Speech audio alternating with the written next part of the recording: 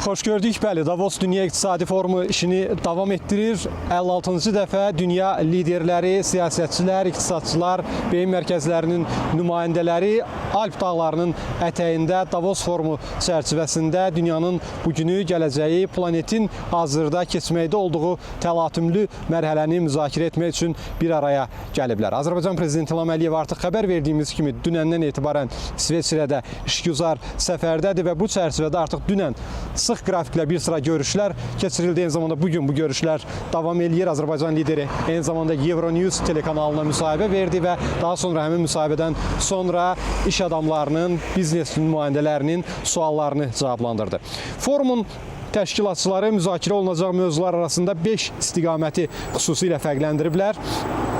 Regional ittifaqlar qlobal həllərin yerini tuturmu? Yeni iqtisadiyyat, qadınlar və investisiyanın gələcəyi, süni intellekt və məsuliyyətli innovasiya, insan kapitalına investisiya və bacarıq çatışmazlığı və nəhayət planetar sərhədlər daxilində rifah. Bütün bu məsələlər əlbəttə bugün planeti daha ciddi şəkildə narahat eləyir və odur ki, liderlərin bu məsələləri Davosda nəzərdən keçirməsi təsadüfi deyil. Əgər bu vaxta qədər biz iqtisadi əməkdaşlıqda maneələr məsələsini diqqətdə saxlanıldığını müşahidə edirdiksə, indi təəssüf ki, hərbi təhlükəsizlik məsələləri artıq təhdidə çevrilib.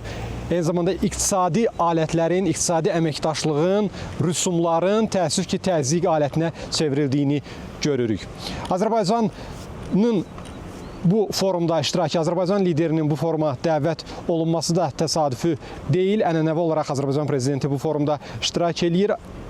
Birincisi məsələ burasındadır ki, Azərbaycan Prezidentinin baxışı böyük bir coğrafiyada əməkdaşlığa və inkişafa yön verir. İkinci bir tərəfdən isə Azərbaycanın yerləşdiyi bölgədə təkcə yox, Avrasiyanın enerji, o cümlədən artıq tədriclə bərpa olunan enerji və nəqliyyat tranzit xəritəsini formalaşdıran ölkə olduğu aydındır. Və gündəlikdə duran məsələlər sırasında Azərbaycanın əməkdaşlıq məsələlərini müzakirə etdiyi həm şirkətlər, həm iki tərəfli qaydada ölkələrlə aparılan məsələlər sırasında elə bu və digər məsələlər də dayanır.